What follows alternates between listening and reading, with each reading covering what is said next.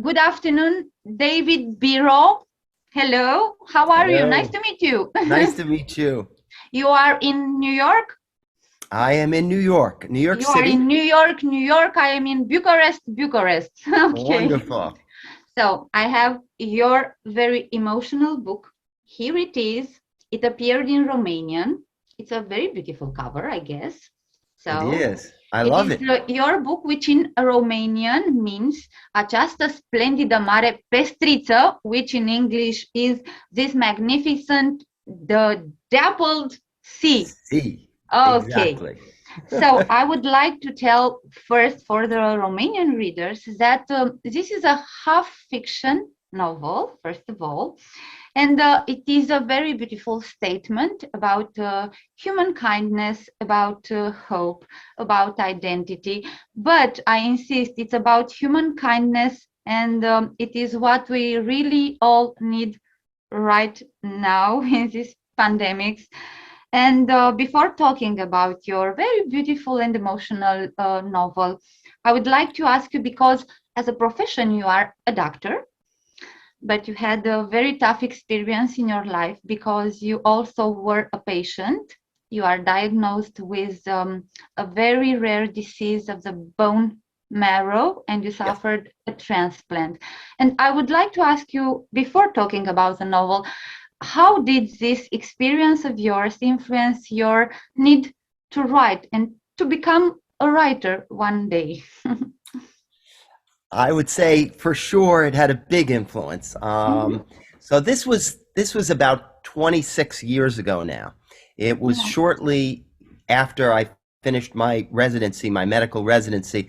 I became sick, and with this rare disease of the bone marrow. And I was fortunate enough to have three sisters, one of whom was a match for me. And so when the time came for a bone marrow transplant, I was lucky enough to have a perfect match, as opposed to what happens in the book, where one needs to rely on the kindness of a stranger to get Mhm. marrow. Um, it's funny because I eventually wrote about this experience in a nonfiction book, 100 Days, and the question always came, well, how how much did this change you, this experience? And I would say at the beginning, I kept wanting to insist that it didn't change me, that I was back to where I was. I was a 30-year-old a man at the time, and I wanted to just resume life where I left off. Yeah. And even though this was a huge, crisis, and there was a lot of pain involved, I wanted to go back to where I was. And yet, over the years, it was kind of foolish for me to think that one can go back to where one is after such an experience. And I think it took a while to sink in, but on so many levels, it really had such an impact on me. Just kind of the fact of this sort of tenuousness of life, Mhm. and how one day everything is fine and the next everything is not so fine. And also, I think one of the benefits, actually, of this whole Mhm. experience was that it really completed my education, my medical education, Yeah. in the fact that I got the experience of what it's like to be on the other side of medicine, to be a patient, to know what it's like to be a patient. And I think that's actually helped me a lot, as a physician. And I actually teach in medical school. I teach about my experience. Um, I teach a class in medicine and literature. We read these so-called illness narratives where Yeah. patients talk about their illness, and it's a complete different kind of an account of how doctors talk about Yes, that's illness. true. Hmm. Yeah. Yes. And so I feel like it really was a kind of a gift for me In retrospect, of course, I don't really. Yes. I wouldn't volunteer for the gift necessarily. But now that I have it, I feel very Yeah. fortunate.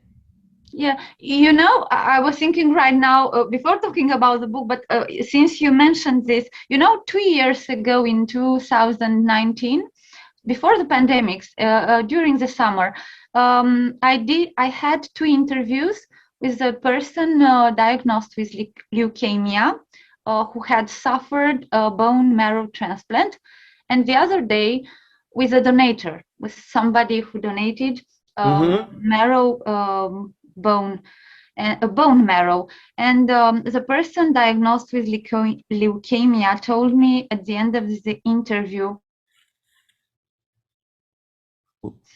when I was cured, I felt the need to have a new dream in my life, to make something really big, really huge, really special. And I'm thinking right now that for you probably this new dream was probably literature, because I guess you wanted to write since you are a big reader. I know that you adore reading. So did you feel that it was the time for a dream to become true? It certainly motivated me to write about the experience. I think that primarily because I think that was very therapeutic for me. To put in words, to sort of put it into some kind of a structure. It helped me sort of get past that sort of experience. So it definitely motivated me to write about that. And I think then after that, you know, as you say, I really love to read, and I love to read especially fiction. And so it's always been a dream and a passion of mine. And so, yeah, maybe that was part of the spark that, you know, compelled me. Yeah, so I'm gonna show again this book, and this is little Luca. We will talk about him. It's a cute boy with red hair. We will talk about him. So this novel is half fiction, as I said, and is your first fiction novel. And it is a story of two strangers. And I like to say that in a metaphorically way, two strangers who become one because of this bone marrow transplant. And you had this transplant, so you know how it is. And my question right now is, how did this emotional story come to life? Because, okay, this is half fiction, I know. You read an article at one point in a newspaper about this story, but what did you precisely want to show the readers with this beautiful story? I would have to correct you and say it's really all fiction. Okay. The idea came to me. So basically, a few years after my transplant, a friend gave me this article from the newspaper, and the article showed a little boy next to a horse, and under the picture was this story of this little boy in Italy who gets sick and ultimately gets a transplant from a rabbi in Brooklyn. And the town in Italy is so overwhelmed at the kindness of this rabbi that they actually invite him over to Italy to celebrate.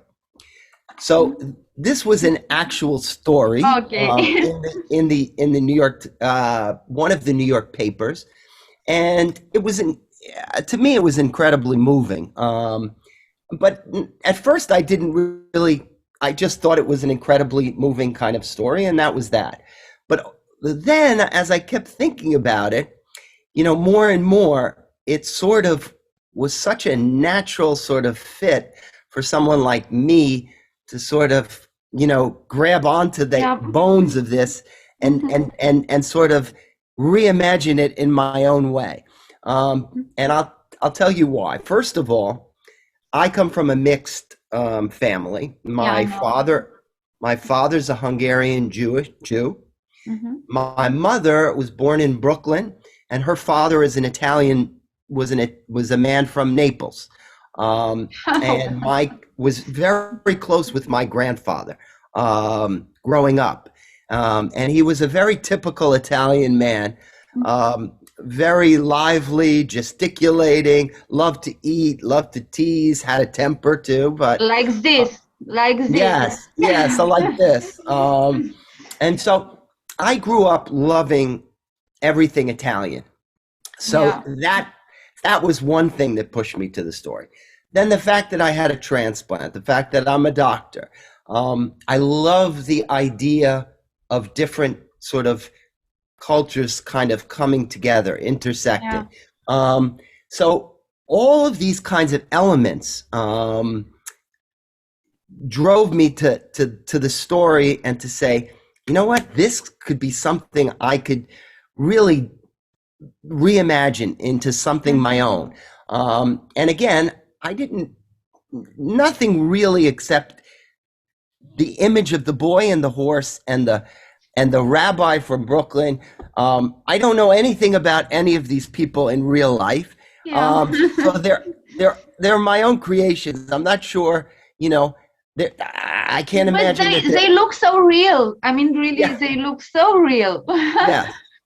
So now I understand why we have so much beginnings of the chapters about mafia. Now I got it, because of your father, your mother, who was from Naples.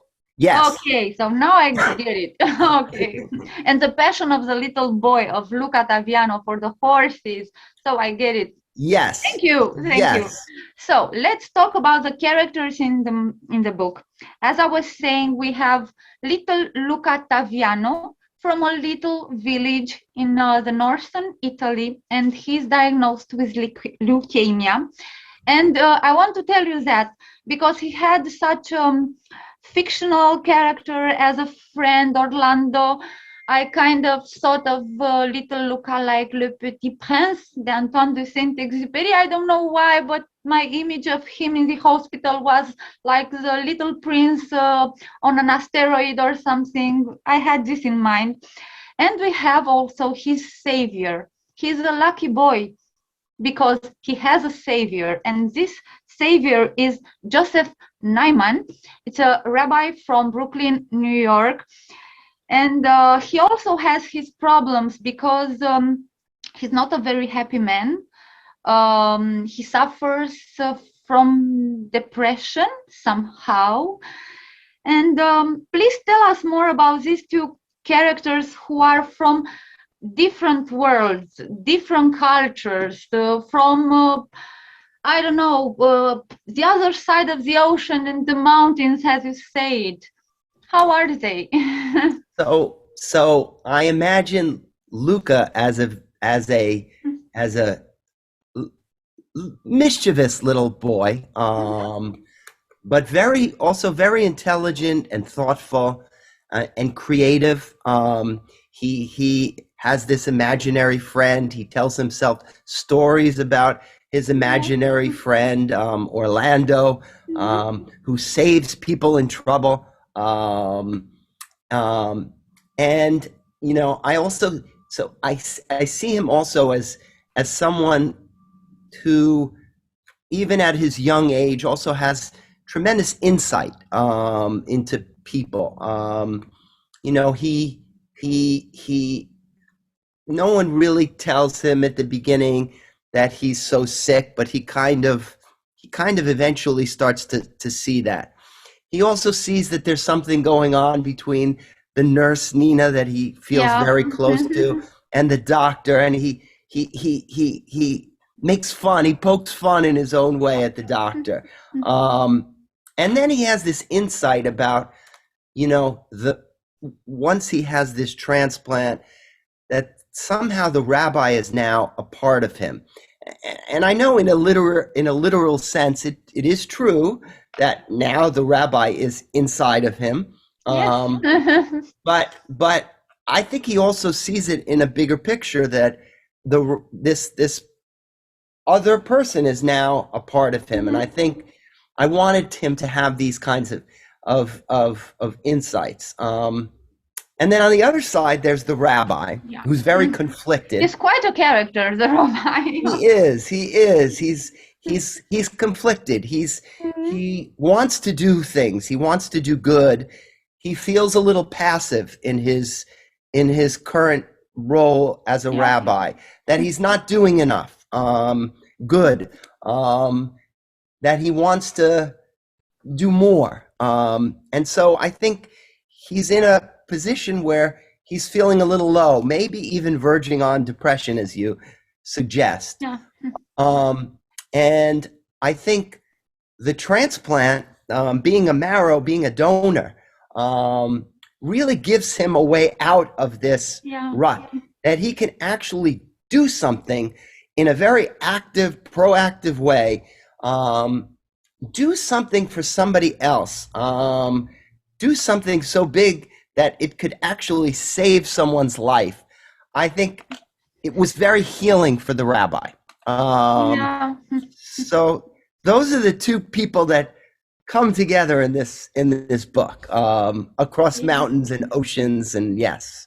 As I was saying, is about human kindness, and I think the rabbi is a very good example of human kindness. We will talk about this later, but I was saying that your novel is about hope, about hope and generosity, but it is also about very much pain. And you, as a doctor, you know very much what pain means, because you work in a hospital, so doctors do see these things every day. And I like to say that your novel is about taming the pain, as you try to tame it and make it sweeter, and the little boy tries to make his pain sweeter by his stories inside his head, by his fictional friend Orlando. And I was wondering how important was for you the readers to understand the pain and the taming of the pain as you understand it as a doctor, because I'm not a doctor, but you made me understand easier this pain of a little boy, and it's a reality of the everyday life, even now. Yeah, I mean, I do. As the Buddhists say, life is suffering, and it is true. There really is so much. People get sick, people die, and it's a commonplace, but it's a fact of life. And I think part of the message of the book is how to sort of counter that suffering that's all around us, and how do we live within it and not push us down, let us get down. And I think just thinking about the goodness and the kindness in the world, the beauty in the world, and not just natural beauty. I mean, I think I get more satisfaction. I mean, I love the sunset and I love all sorts of beautiful things, but when people do things in such a good way, that to me is the most beautiful thing, and that's where I derive my that makes me most happy, to see love, to see the acts of kindness that the rabbi does. That to me really balances out all of the sort of suffering in the world. So yes. It's important. I got it. I really want to say that because it is a very beautiful message hidden in your book, which is tolerance leads to miracles. People say religion leads to miracles, okay? Generally speaking. But no, tolerance, first of all, leads to miracles. And today we see, of course, doctors do miracles, but sometimes we need more than doctors or God.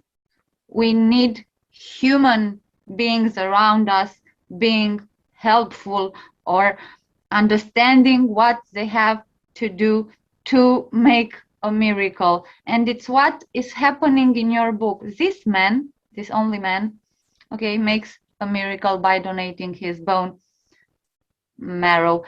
Am I wrong?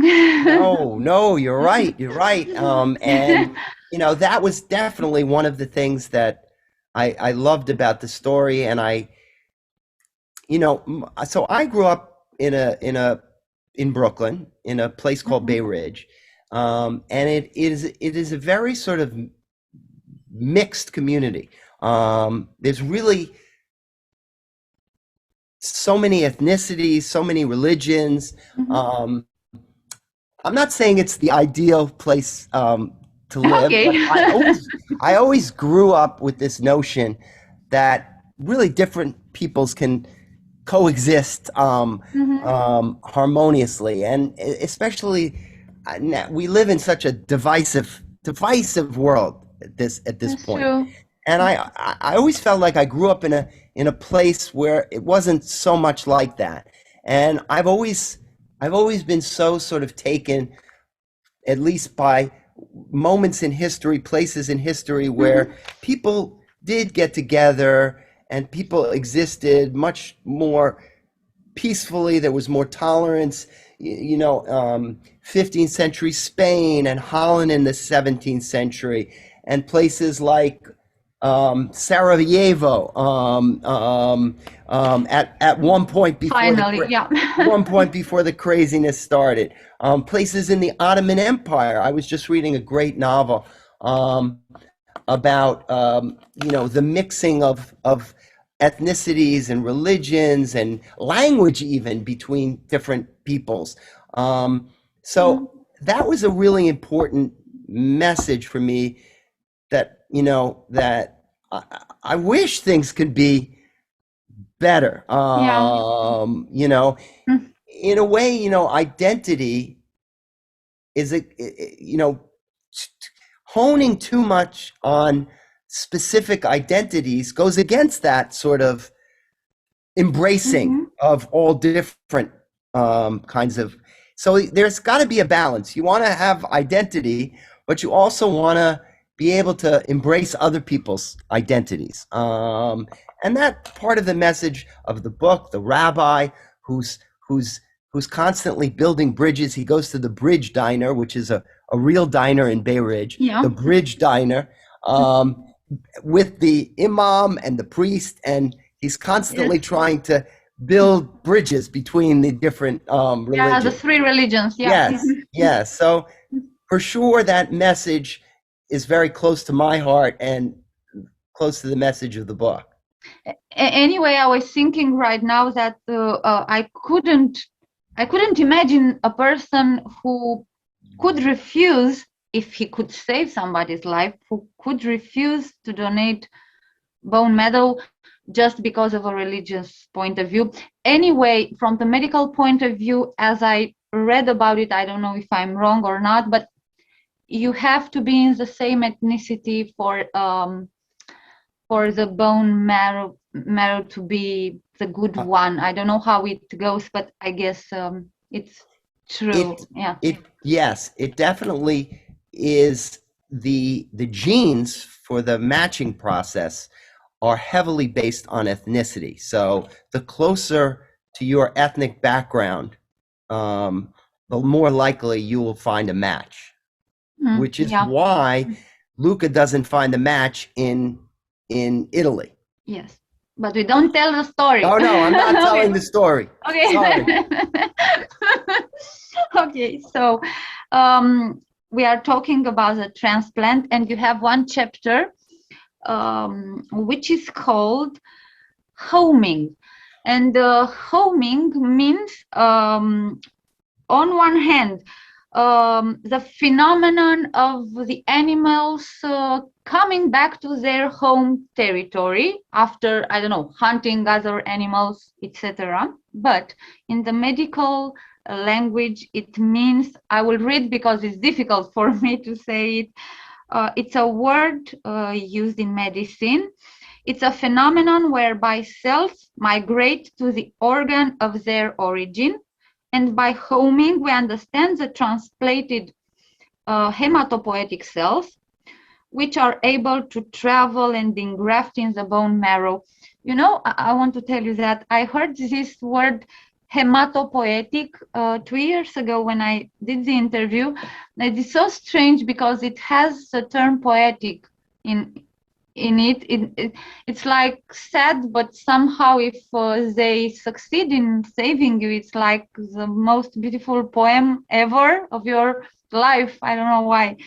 So is this a metaphor for identity? I mean, Yeah. I mean, and just to go back a few steps, I really did, as a physician, I really did want to sort of capture a lot of sort of the poetry of the body, of the human body, of the miracles of science, and somehow capture that in the book. And so the title of the book, this dappled sea, the homing mechanism, how you can sort of take the marrow and how those cells in the marrow find their way through the body and circulate and find their way to the place where they're supposed to be and then stop and settle down. And so I wanted to capture that. And I was also really taken by the parallels between what happens within the body and what happens outside the body. So in the case of the homing, you know, the marrow cells must find their home. But within a larger story, Luca faces the same kind of question. Now that he sort of knows that he's not necessarily who he thought he was, you know, how does he find home? Where does he find his place in the world? How he will identify, who he will identify with. And I think the book asks these questions, doesn't necessarily provide all the answers, but definitely asks, you know, is identity, is home, you know, totally a genetic, familial kind of thing? Can it be based on extra genital, on the environment, on where you happen to be, on who you happen to love? So it asks these questions. And so I like the idea of homing that's occurring in the body and homing that's occurring outside the body. Outside the body, yes, that's beautiful, really. Okay, so we were talking about the generosity, and there is a term used in the book, nediv lev. I think it's from the Talmud, I guess, from the Talmud. Yes. And it means, as a translation, nediv lev, okay? Saving a life is like saving a whole world, and destroying a life is like destroying the whole world. And I will dare to say that in these times, people do not understand that, not at all. I think, I think it's probably right. Yes. Hurting the other means to hurt much more than you think, not only one person, but a lot. You know what I mean, because we are living what we are living. Yes, I know what you mean. I know what you mean, and we wish it were different. We wish it was, and I think it's good. I think it's good to be idealistic too, because if you don't have the vision of you're not going to achieve the vision of the idealistic where everybody's going to be good and kind, and but if you don't have that goal, you're never going to get close to that goal. So I mean, one of the things also that I see as a physician, and I tried to put in the book, was this notion of people who have suffered or people who have been wounded, who then go on to do good things. So in medicine, we sometimes talk about the wounded healer. So the person who heals that has himself been wounded, somehow has an easier time of it to do good things. And in this book, Nina has been wounded, in her life, and she really becomes almost like a mother figure to. She becomes a mother. That's what I mean. Yeah. She becomes a Yes, mother. she does. Yeah. And really goes, over the top for this person who's not related to her.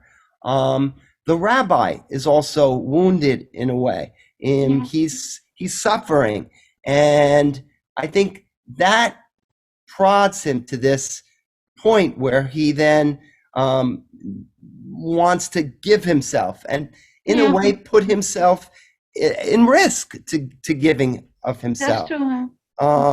So I think, you don't have to be wounded to be kind, but I'm just saying that that there is something to be said for the motivation sometimes for some people. Yes.